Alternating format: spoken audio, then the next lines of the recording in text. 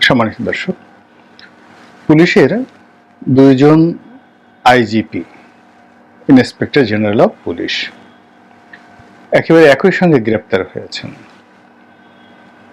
অবিশ্বাস্য ঘটনা। তাদেরকে হাতকড়া পরিয়ে আদালতে নেওয়া হয়েছে এবং যে দৃশ্য আমরা এই বাংলাদেশে দেখলাম, এটি আমরা আসলে কেউ কল্পনা করতে পারিনি। এই দৃশ্য থেকে আল্লাহ রাব্বুল আলামিন আমাকে আপনাকে হেদায়েত দান করুন এবং আমরা যেন এইরকম অনাকাঙ্ক্ষিত, অনভিপ্রেত যে পরিবেশ এবং পরিস্থিতি, তার থেকে রক্ষা পেতে পারি, সেই তৌফিক এনায়েত করেন। একেবারে সর্বশেষ যিনি আইজি ছিলেন মিস্টার মামুন, আর তার আগের এবং তারও আগের, অর্থাৎ 2014 সনের যে হেফাজতের ঘটনা, সেই ঘটনার সময় তিনি ছিলেন এডিশনাল আইজি অ্যাডমিন।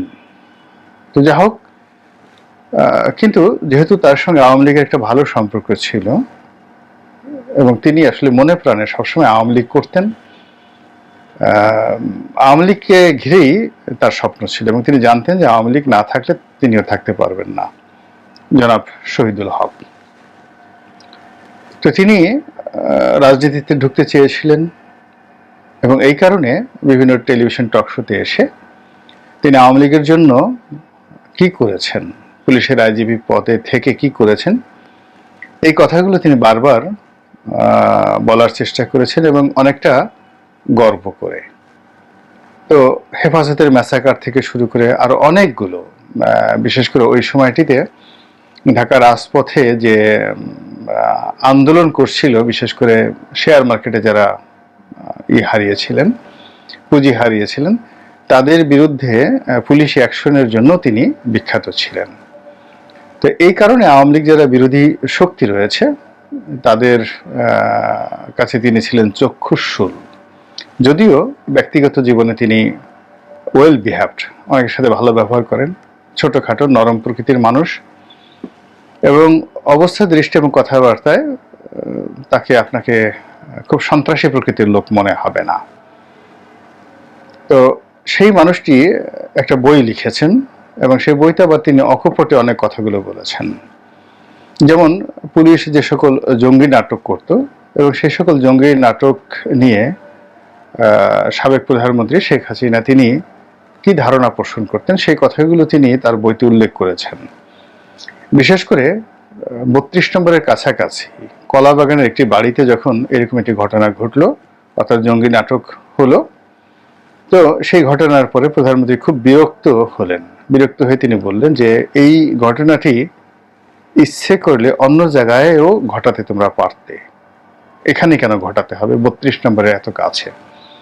তো এটি দ্বারা দু ধরনের মেসেজ আমরা পাই। প্রথম মেসেজ হলো, পুলিশ যে সকল কর্মকাণ্ড ঘটাতো সেগুলো যে নেহায়েত নাটক, এটি সাবেক প্রধানমন্ত্রী বুঝতে পারতেন, এক। আর দ্বিতীয় যেটি, পুলিশের পক্ষ থেকে যদি এইরকম মেসেজ দেওয়া হয় যে আমরা এত কষ্ট করে যে কাজগুলো করেছি সেটিকে প্রধানমন্ত্রী কোনোদিন মূল্যায়ন করেনি। এখন কলাবাগানে 32 নম্বরের কাছাকাছি যদি জঙ্গিরা আস্তানা তৈরি করে, তাহলে আমরা সেটাকে অন্য জায়গায় কিভাবে ঘটাবো। তো জনাব শহীদুল হক যেভাবেই এটা প্রচার করতে চেয়েছেন, আলটিমেটলি এটা তার জন্য বুমেরাং হয়েছে। আওয়ামী লীগের পক্ষ থেকে এটিকে আত্মঘাতী মনে করা হয়েছে, আর পুলিশের পক্ষ থেকেও তিনি নিন্দিত হয়েছেন যে এই সকল কথা না লিখলেও তো ভালো হতো। যাই হোক, তার রিটায়ারমেন্টের পর বেনজির সাহেব যখন ক্ষমতা এলেন, তাকে সর্বতভাবে চেষ্টা করা হয়েছে অপদস্থ করার জন্য, অপমান করার জন্য, এবং সীমাহীন অপমান ডক্টর বেনজির তাকে করেছেন। কিন্তু তারপরেও তিনি আওয়ামী লীগ বিরুদ্ধে কোনো আচরণ করেননি এবং পুলিশ বিরুদ্ধে কোনো আচরণ করেননি, এবং তার একটা ধারণা ছিল, বিশ্বাস ছিল যে যাই হোক না কেন, জমানা যাই হোক না কেন, তিনি গ্রেপ্তার হবেন না বা তার বিরুদ্ধে কোনো মামলা মোকদ্দমা হবেন না। তিনি ঢাকা শহরে বেশ নিশ্চিন্তে ছিলেন এবং তার একান্ত আপনজনদের সঙ্গে যখন কথাবার্তা বলছিলেন, এই সপ্তাহখানেক আগেও ঠিক 5 তারিখের পরেও অনেকে তাকে পরামর্শ দিয়েছিল একটু পালিয়ে থাকার জন্য বা দূরে সরে যাওয়ার জন্য, কিন্তু তিনি বলেছিলেন যে আমি কেন পালাবো, আমি কি করেছি, আমার পক্ষে পালানো সম্ভব নয়। তো পরবর্তীতে যখন তার বিরুদ্ধে মামলা হলো তখন তিনি পালিয়েছিলেন এবং পালিয়ে থেকে আবার কয়েকজনকে তিনি বলেছেন যে এইভাবে আসলে পালিয়ে থাকা সম্ভব নয়। তো এর মধ্যে দেখা গেল তিনি গ্রেপ্তার হয়েছেন। এটা হলো শহীদুল হকের কথা। মামুন সাহেব যিনি ছিলেন তিনি আপাত মস্তক, দেখতে শুনতে ভদ্রলোক বলে তাকে মনে হয়েছে। দ্বিতীয়ত তার ভিতরে কিছুটা হলেও বিবেকবোধ এবং ন্যায় বিচার ঠিক সেই যে নির্বাচন হয়েছে, ডামি নির্বাচন, সেই নির্বাচনের সময় দেখা গিয়েছে। এর কারণ হলো তিনি যখন আইজিপি তখন তার ভাইকে মনোনয়ন দেওয়া হয়েছিল সুনামগঞ্জের একটি আসন থেকে, এবং সুরঞ্জিত সেনগুপ্ত তার যে ওয়াইফ ডক্টর জয়া সেনগুপ্ত তার বিরুদ্ধে। তো সেক্ষেত্রে পুলিশের আইজির ভাই তিনি পিটিয়ে সিল সাপোর মেরে ভাইকে পাশ করে আনতে পারতেন, কিন্তু তিনি সেখানে কিন্তু একটা ফেয়ার ইলেকশন করেছেন। তো এটা যখন আমি শুনলাম সঙ্গত কারণে তার প্রতি আমার একটা অন্য ধরনের মমত্ববোধ চলে এসেছে। এবং পরবর্তীতে যখন ছাত্র আন্দোলন হলো, গোলাগুলি যা কিছু হলো, এই ঘটনার সময় এই ভদ্রলোক কি করেছেন সেটা পুলিশের যারা লোকজন রয়েছেন বা এখন তাকে নিয়ে বিচার হচ্ছে, তদন্ত হচ্ছে, তিনি সেগুলোর জবাব দিবেন। কিন্তু আমার কাছে মনে হচ্ছে যে এই লোকটি ট্র্যাজেডির মহানায়ক। তিনি র্যাবে যখন ছিলেন তখন তিনি স্যাংশন খেলেন, আমেরিকান স্যাংশন খেলেন, এবং পরবর্তীতে মূলত আমেরিকাকে বুড়ো আঙ্গুল দেখানোর জন্য তাকে পুলিশের আইজি করা হয়েছিল, তার কারণে নয়। আর দ্বিতীয়ত তাকে যখন আবার এক্সটেনশন দেওয়া হলো তখন মূলত তাকে মানে এই ফাঁদে আটকানোর জন্যই মূলত শেখ হাসিনা এই কাজটি করেছিলেন যে আমাকে ছেড়ে তুমি কই যাও, শেষ পরিণতিটা তুমি ভোগ করে যাও। তো এই কারণে উনি আগ্রহী ছিলেন না এই এক্সটেনশনের জন্য। তারপর আরো অনেক কিছু যেগুলো আমরা শুনতে পাই, পুলিশের বিভিন্ন সোর্স থেকে শুনতে পাই, কিন্তু নিয়তি তাকে ট্র্যাজেডির নায়কে পরিণত করেছে। এবং তিনি যেখানে যাদের জিম্মায় ছিলেন, খবর বের হয়েছে বিভিন্ন সামাজিক মাধ্যমে যে তিনি চেষ্টা করেছিলেন যে তিনি গ্রেপ্তার বরণ করবেন, আত্মসমর্পণ করবেন, এভাবে আসলে পালিয়ে থাকা তার পক্ষে সম্ভব নয়। যাই হোক, তিনি ধরা পড়েছেন, রিমান্ডে নেওয়া হয়েছে। কিন্তু এখন সমস্যা হলো যে বাকি আওয়ামী লীগ জমানাতে বেশ কয়েকজন আইজি রয়েছেন যারা আওয়ামী লীগ দ্বারা সর্বোচ্চ পুরস্কার প্রাপ্ত হয়েছেন। যেমন হাসান মাহমুদ, তিনি আইজিপি থেকে রিটায়ার্ড করার পর তিনিও র্যাবে ছিলেন। রিটায়ার্ড করার পর তাকে রাষ্ট্রদূত বানানো হয়েছে এবং তিনি এই মুহূর্তে বাংলাদেশে আছেন। তারপর আরেকজন আছেন জাভেদ পাটোয়ারি, এবং তিনিও রিটায়ার্ড করার পর তাকে রাষ্ট্রদূত হিসেবে নিয়োগ দেওয়া হয়েছে। এখন তিনি কোথায় আছেন আমি বলতে পারবো না, তবে এই দুজন ব্যক্তিগত জীবনে সজ্জন, ভালো ব্যবহার করেছেন অনেকের সঙ্গে। আর ওইরকম ব্যক্তিগত দুর্নীতির যে অভিযোগ যেটা বেনজির বিরুদ্ধে আছে ওইরকম এই দুজনের বিরুদ্ধে শোনা যায়নি। কিন্তু আওয়ামী লীগ সরকারের কোলাবোরেটর হিসেবে তারা যে কর্মকাণ্ডগুলো করেছেন সেই কর্মকাণ্ডর ফলে কিন্তু পুলিশ বেপরোয়া হয়ে গেছে।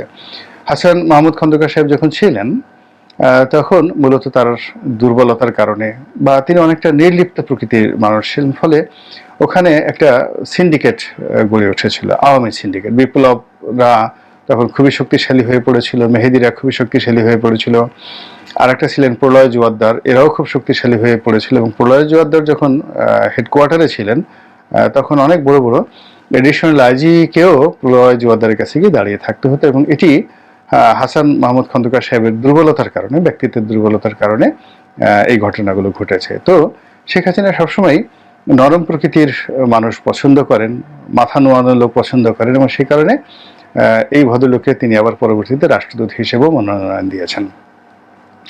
আর জাভেদ পাটোয়ারির কথা হলো তাকে অনেক কিছুর মাস্টার মাইন্ড মনে করা হয়।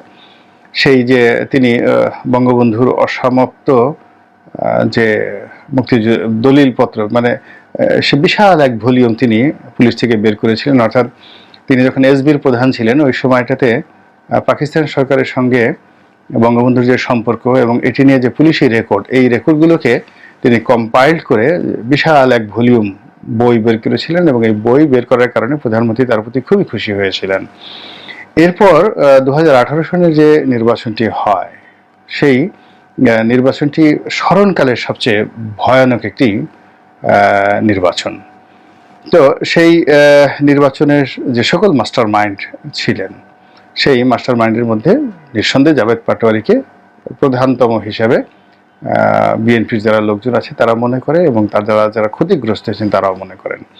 তো কাজেই এই দুজন ভদ্রলোককে নিয়ে আগামী দিনে এই সরকার বা এই সরকারের সাথে যারা সম্পৃক্ত রয়েছেন তারা যদি খুব অলৌকিক কিছু না ঘটে, তবে এই বাকি দুইজন যারা গ্রেপ্তার হলেন আইজিপির মতো, এদের ভাগ্য ঠিক সেই ধরনের নেতিবাচক যে সিদ্ধান্ত সরকারের সেটি আরোপিত হতে পারে। আর বেনজির তো আছেই।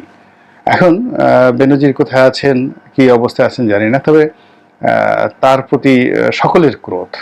মানে তিনি অন্যান্য যারা আছে দেয়ার যে স্পেসিফিক রিজন, আর বেনজিরের বিরুদ্ধে যে রিজন সেটা হলো বহু বহু সংখ্যক রিজন।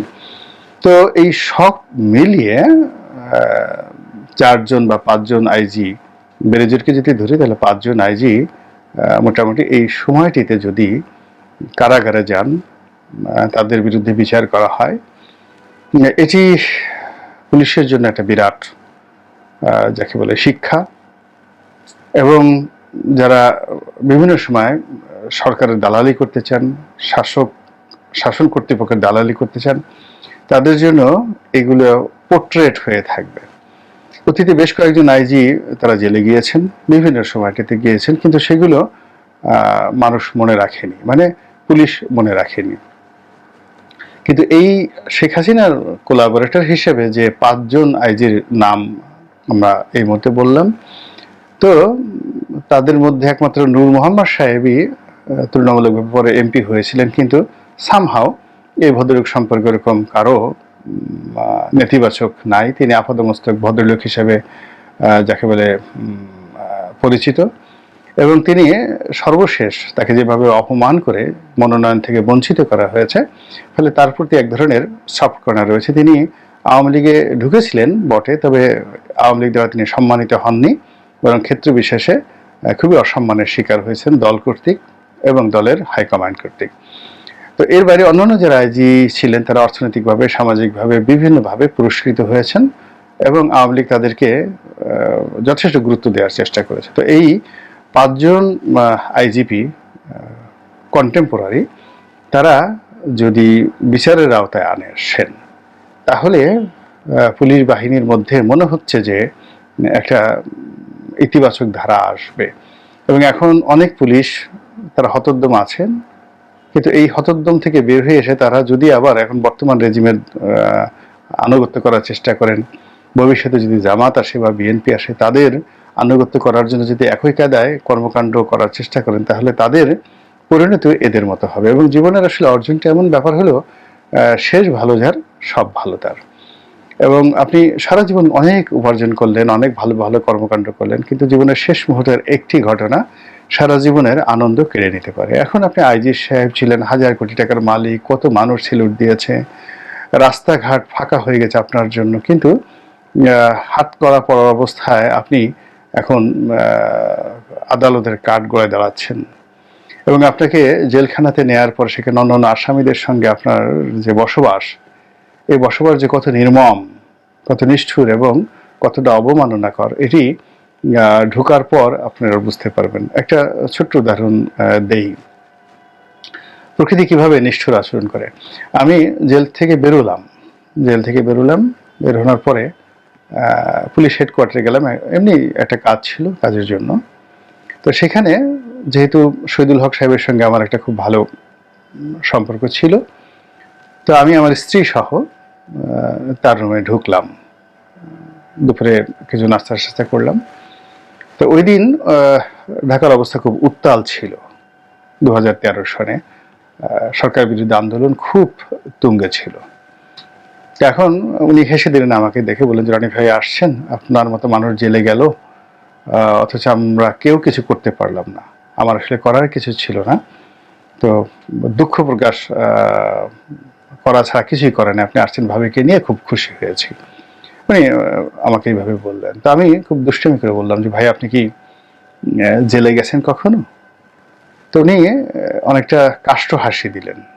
এই কারণ হলো তখন 2013 সনে রাজপথের অবস্থা ভালো ছিল না। বিএনপি আন্দোলন করছিল এবং সরকার পতনের একটা রব উঠে গিয়েছিল ওই সময়টিতে।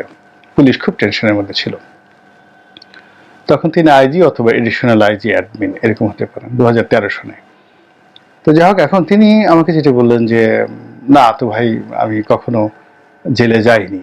জেলের ভিতরে, আমি বললাম যে জেলের ভিতরে কি আপনি কখনো ঢুকেছেন? তো উনি বললেন যে না, আমি কখনো জেলের ভিতরেই ঢুকিনি।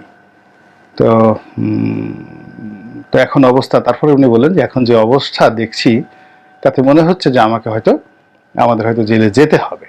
এটা কিন্তু 2013 সনে উনি আমাকে বলেছিলেন যে এখন যে অবস্থা দেখছি তাতে মনে হচ্ছে যে আমাদেরকে জেলে যেতে হবে। তো আমি আরেকটু দুষ্টামি করে আমি বললাম যে দেখেন, জেলখানা তো খুব পরিস্থিতি ভিন্ন। ওখানে আলাদা রাজত্ব চলে, ওখানে সন্ত্রাসীদের রাজত্ব, ওখানে মাস্তানদের রাজত্ব, ওখানে মুকিম গাজীদের রাজত্ব, এবং বাইরে থেকে যারা ভদ্রলোক, তারা মেজর জেনারেল হোক বা যাই হোক না কেন, আলটিমেটলি তাদের অধীনতা মেনে তারপরে কিন্তু জেলে থাকতে হয়। এবং এখানে কারারক্ষীরা ইচ্ছা করলে অনেক কিছু নিয়ন্ত্রণ করতে পারে না। তো আমার এই কথা শুনে বেশ তিনি চিন্তিত এবং আতঙ্কিত হয়ে গেলেন। এনিহাও, এরপরে দীর্ঘদিন তার সঙ্গে আমার আর কোনো যোগাযোগ ছিল না। বেশ একটা দুটো টক শোতে তার সঙ্গে আমার দেখা হয়েছে, কথা হয়েছে, মাঝে মধ্যে ফোন করতেন, আমিও ফোন করতাম। তো ফোন করার সময় তিনি অনেক আক্ষেপের কথা বললেন যে আওয়ামী লীগ তাকে কিছুই দেয়নি বা তার সাথে এই আচরণ করেছে ইত্যাদি আক্ষেপ করতেন তিনি, এই কথাগুলো বলতেন। কিন্তু আজকে দেখেন যে তার যে নির্মম পরিণতি, মামুন সাহেবের সঙ্গে আমার কখনো দেখা হয়নি, পরিচয় হয়নি, কথা হয়নি, আমি জানি না। কিন্তু বেনজির সাহেব, তারপরে শহীদুল হক, জাভেদ পাটোয়ারি সাহেব, ওনাদের সঙ্গে আমার একাধিকবার দেখা হয়েছে, কথা হয়েছে। তো আমি এই জিনিসগুলো তাদের যে আজকের এই দুরবস্থা, সেই দুরবস্থার কথা বিভিন্ন সময় আমি তাদেরকে বলেছিলাম, একাধিকবার তাদেরকে বলেছিলাম। বিশেষ করে শহীদুল হক সাহেবকে আমি বলেছিলাম। কিন্তু নিয়তির সেই নির্মম পরিহাসে তারা দুজন জেলে গেলেন আর বাকিরা অপেক্ষায় আছেন।